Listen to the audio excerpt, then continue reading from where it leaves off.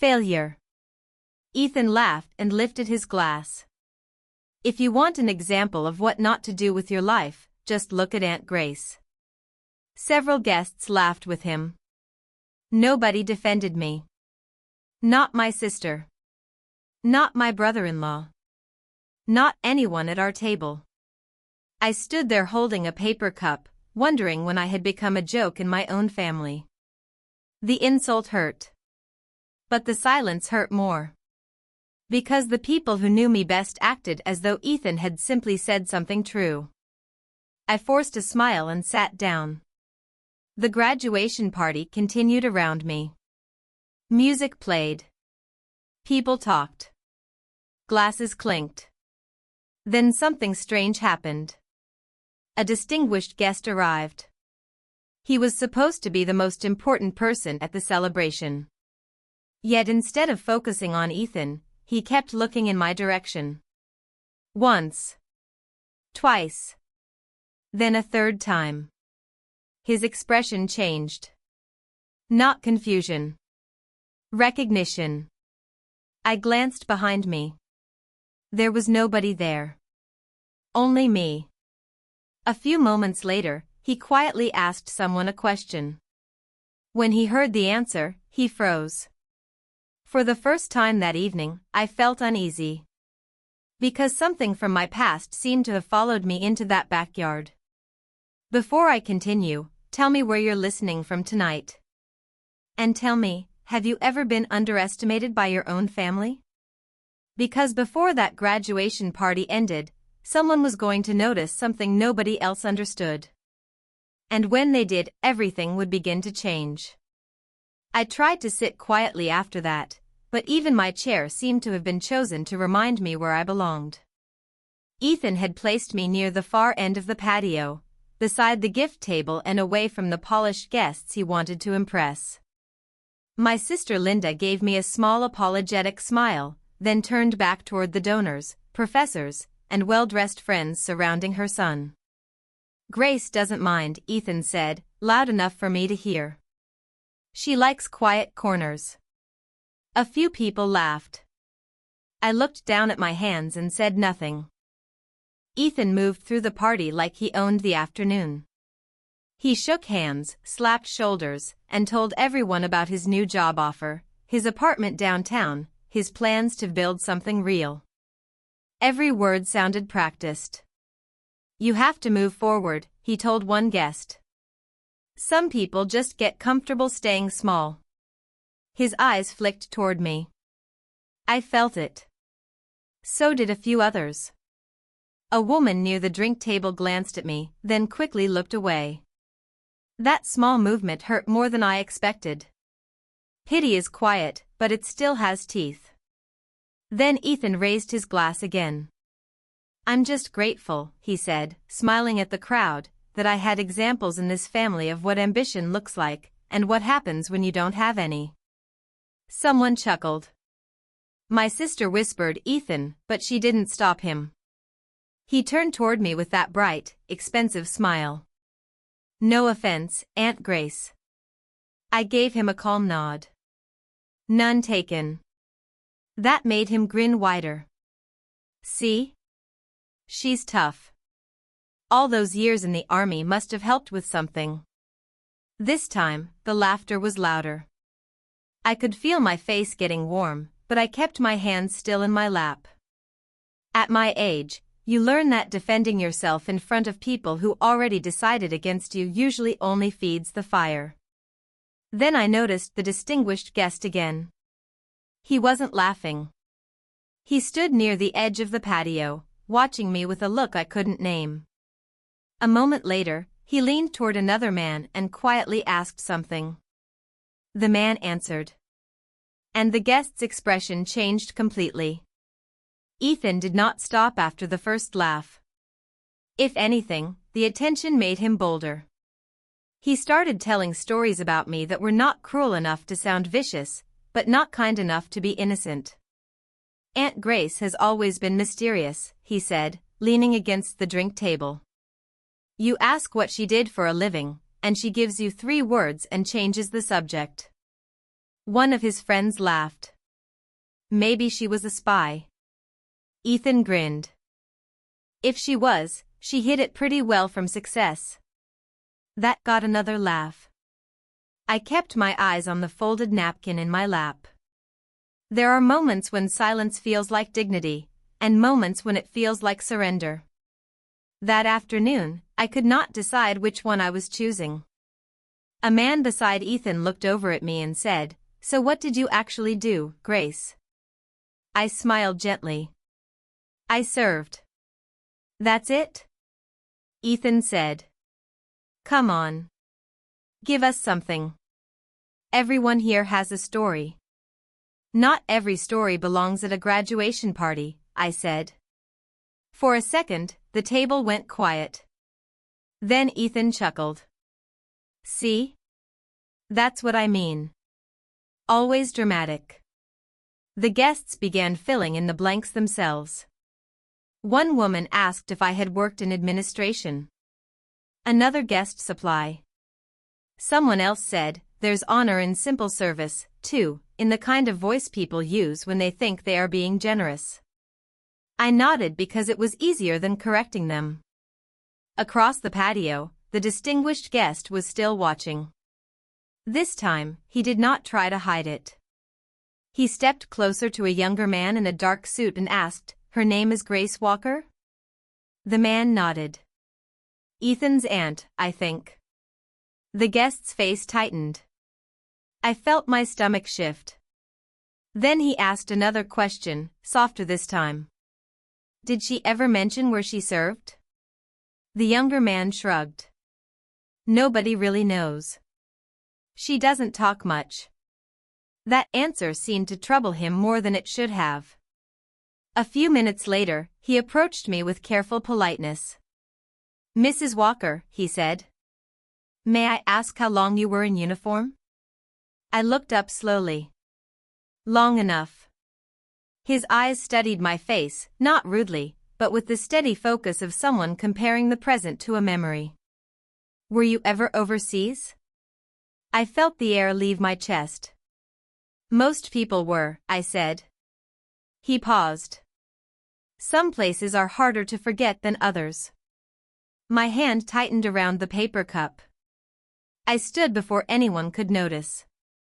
"Excuse me," I said. "I need some air." But as I turned away, I heard someone behind me mention a name I had not heard at a family gathering in years. Colonel Whitaker. And the guest reacted as if that name had just opened a locked door.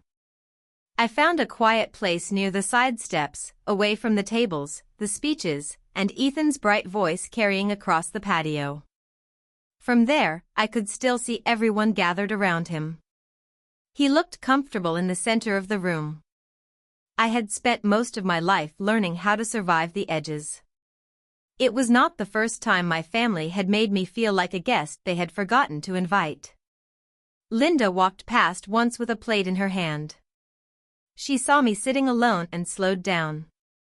"You okay?" she asked. "I'm fine." She gave me that soft, guilty smile people use when they want to be kind but not involved. "Ethan doesn't mean half of what he says." I looked at her. "Which half?" She did not answer.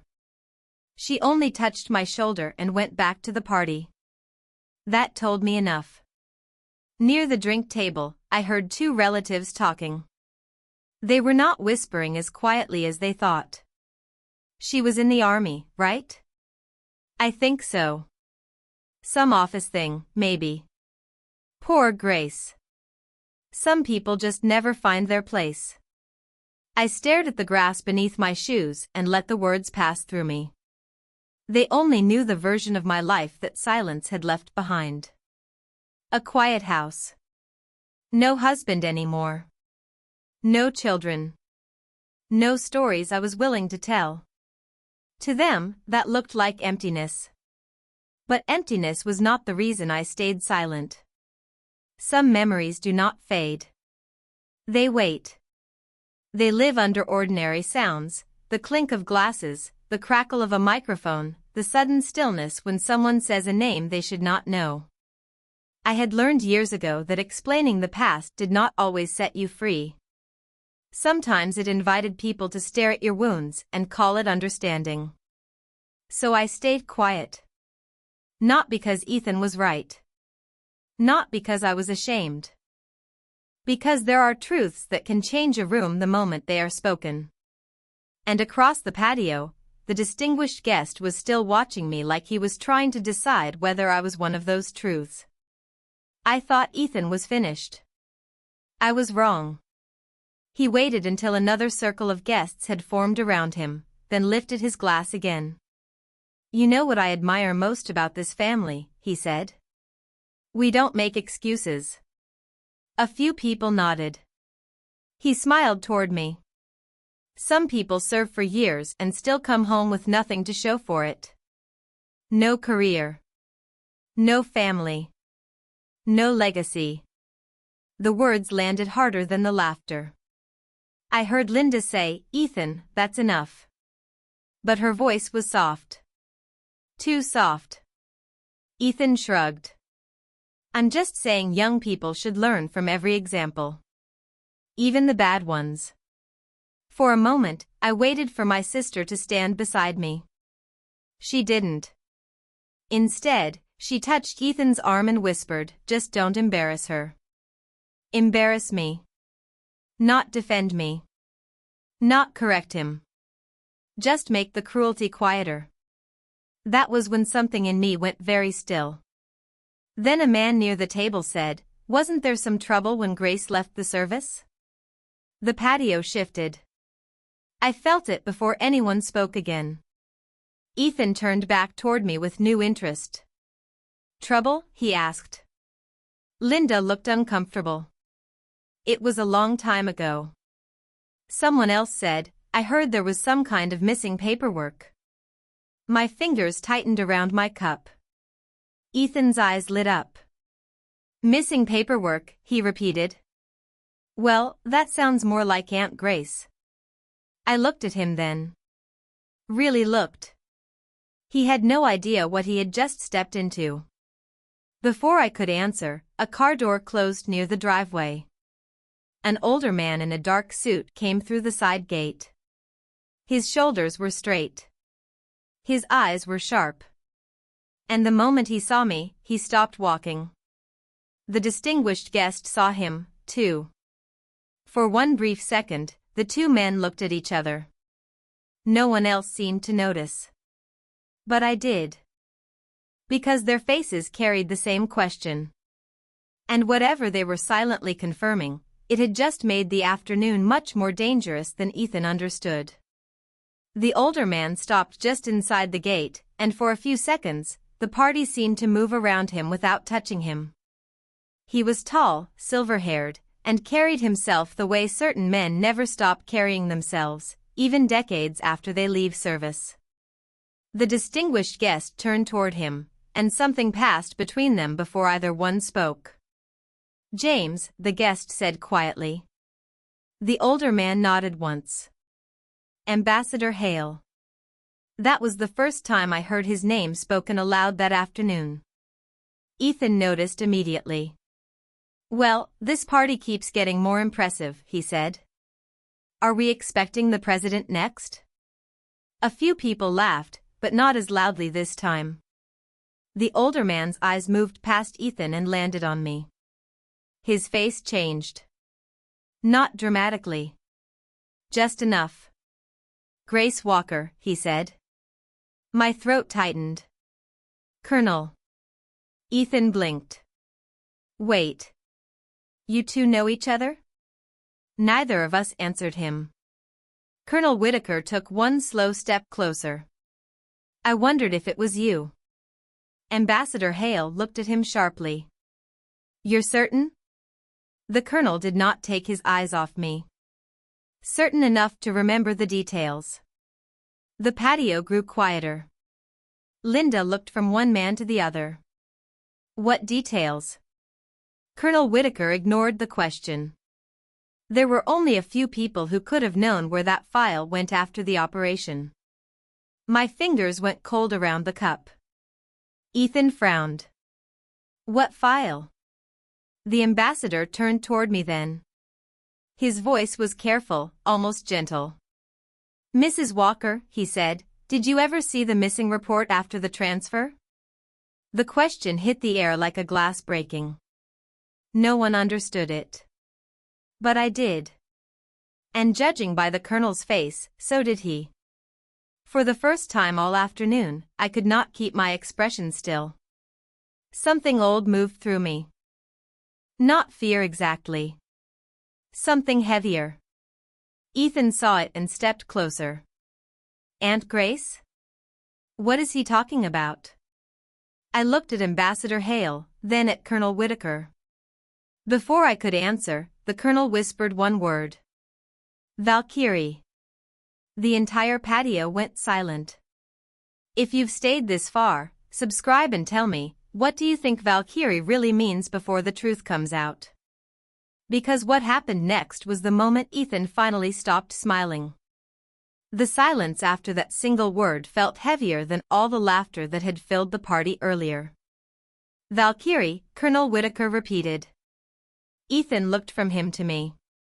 What does that even mean? Nobody answered. The colonel's eyes remained on me. You never told them? I gave a small shake of my head. There was never a reason. Several guests exchanged confused looks. Linda stared at me as if she were seeing a stranger. Grace, she whispered, what is he talking about? The colonel answered before I could. Your sister wasn't an ordinary soldier. The patio fell completely quiet. She was an army ranger. For a moment, nobody reacted. Then the realization began spreading across the crowd. Ethan laughed nervously. My aunt was a ranger? No one laughed with him. Because the colonel wasn't joking. I lowered my eyes. The truth sounded strange after so many years of silence. But that was only the beginning. Colonel Whitaker folded his hands behind his back. Years ago, she was part of a mission connected to an international crisis. Nobody moved. Nobody spoke. The outcome of that operation affected far more people than most will ever know. Linda slowly sat down. You never told us. There were things I couldn't discuss, I said quietly. Ethan's confidence was fading. What kind of mission? The colonel looked at him. The kind people don't write about until decades later. A ripple of unease moved through the guests. For the first time all afternoon, Ethan looked uncertain. Then Ambassador Hale stepped forward. I recognized her the moment I arrived. Every eye turned toward him. I wasn't expecting to find her here. His voice was calm. But I've spent years trying to understand what happened after that operation. The crowd stared in disbelief. An ambassador. Looking for answers that somehow led back to me. Linda covered her mouth. One of the guests whispered, "Who is she?" Ambassador Hale continued. There were questions that were never fully answered. Questions. Not accusations. Not scandals. Questions. And somehow they all led back to one forgotten moment. Colonel Whitaker nodded. She is the last living witness who knows exactly what happened. The words struck the patio like thunder. Even Ethan stopped breathing for a second. The colonel looked directly at me. For years, people wondered what became of the missing report. I closed my eyes briefly. I had hoped that question would stay buried forever. The ambassador slowly nodded. Because that report wasn't just paperwork. Nobody spoke. It contained the final witness statements from the crisis. The only record left from people who never came home. If that report had vanished, their voices would have vanished with it. His voice became quieter. If it had disappeared permanently, several powerful people would have escaped responsibility, and history itself would have recorded the wrong version of what happened. The silence that followed felt different. Heavier. Because suddenly everyone understood why that report still mattered. Ambassador Hale spoke softly. Grace. Tell them. I opened my eyes. Then I finally said the words I had avoided for years. Valkyrie wasn't a place. The crowd leaned forward. It wasn't an operation. Nobody moved. Nobody spoke. It was me.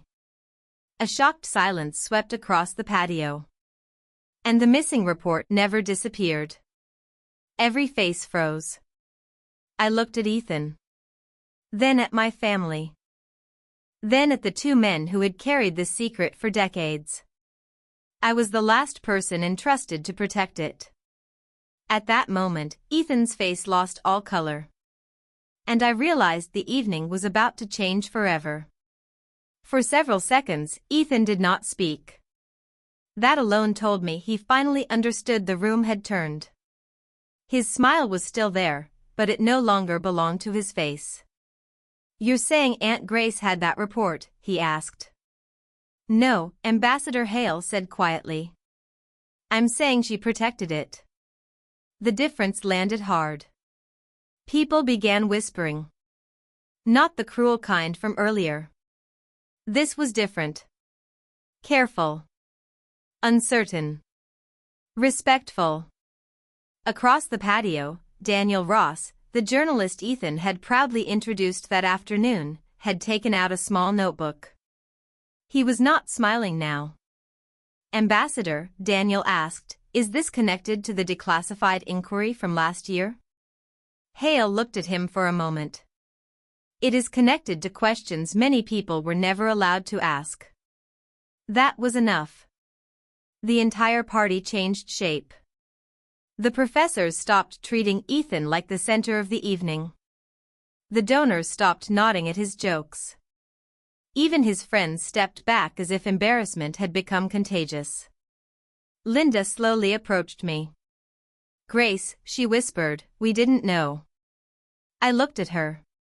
No, I said softly. You didn't ask. Her face broke a little. Before she could answer, Emily, my youngest niece, stepped forward. She didn't deserve any of this, Emily said. Her voice shook, but she did not look away from Ethan. None of you should have laughed. That was the first time anyone in my family defended me in public. Ethan looked smaller then. Not ruined. Not destroyed. Just exposed. And sometimes exposure is worse than punishment. Colonel Whitaker stood beside me. Mrs. Walker carried a responsibility most people in this room will never understand, he said. Ambassador Hale nodded. And tonight, she deserves respect. No one applauded at first. It was too heavy for that. Then one older guest stood. Then another. Soon, most of the patio was on its feet. I did not know what to do with that kind of attention. I had spent too many years avoiding it. Ethan stared at the ground. I didn't know, he said. For the first time all evening, he looked less afraid of the room than ashamed of himself. I believed him. But ignorance had never made cruelty harmless. I took one slow breath. I'm not asking anyone to punish him, I said. The room went still again. I only hope he remembers how easy it is to mistake silence for weakness. And as every eye turned toward Ethan, I realized justice had arrived without me ever raising my voice. After the applause faded, Ethan found me near the side of the patio, where the lights were softer and the noise had settled into embarrassed murmurs. Aunt Grace, he said. I turned. For the first time that day, he looked like a young man instead of a performance. I'm sorry, he whispered. I didn't know. I studied his face for a moment. No, I said gently. You didn't. He swallowed. I made you look small. I shook my head. You tried to. There's a difference. His eyes dropped. Behind him, Linda stood with Michael and Emily. None of them rushed forward. They simply waited, as if they finally understood that some conversations could not be repaired with an audience. Linda wiped at her cheek. "We should have asked," she said. "All these years, we should have asked who you were." I looked at my family, then at the place where everyone had laughed earlier. "The truth doesn't give back lost years," I said. "But it can keep people from losing more." For a while, nobody spoke. And somehow, that silence felt different from the silence before. Not cruel. Not cowardly. Just honest. Ethan looked up again. "Can you forgive me?" I breathed slowly. "Not tonight," I said. "But you can start by becoming someone who would never do that again." He nodded. That was enough. As I left the graduation party, Ambassador Hale gave me a quiet nod from across the patio. Colonel Whitaker stood beside him, hands folded, eyes steady. I did not feel victorious. I felt lighter. Sometimes justice does not arrive with shouting. Sometimes it comes when the people who dismissed you finally understand they were standing beside a story too large for their judgment. If this story meant something to you, share the lesson you'll never forget from it.